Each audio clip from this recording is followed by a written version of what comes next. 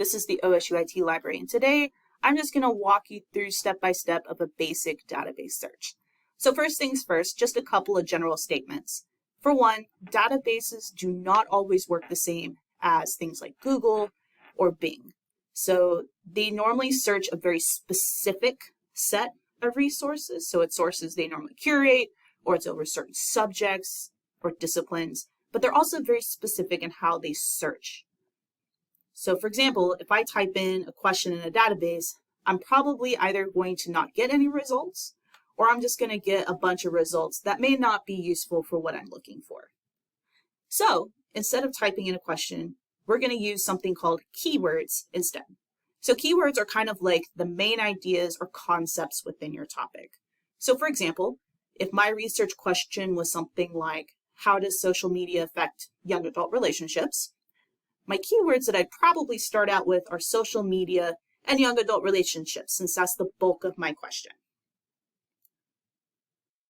So, with all that being said, we're actually going to start getting into the actual database search. So right now I am at a database called Academic Search Premier. I'm not going to go over all the bells and whistles of it. I have a video that already goes through all those things, which I will link in the top right-hand corner.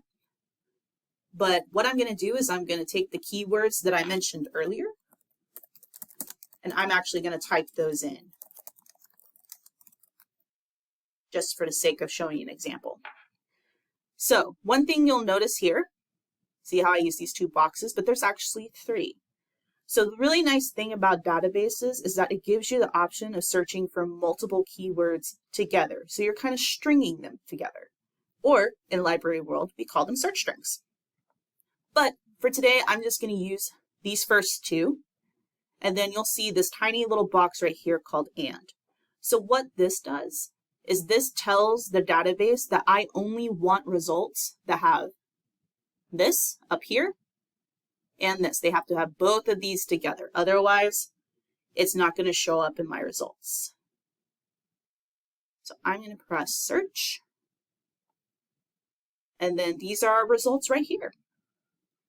So searching in databases is a little intimidating, especially because they don't work the same as search engines and because they don't look the same as search engines like Google or Bing. But once you start kind of getting in and exploring and familiarizing yourself with them, it gets much, much easier.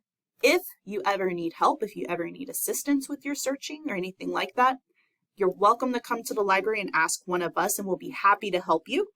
Or you can also use our text-to-librarian service as well, and we can help you there. So that's it. That's basic database search in a nutshell. If you'd like to see more videos like this, just comment down below.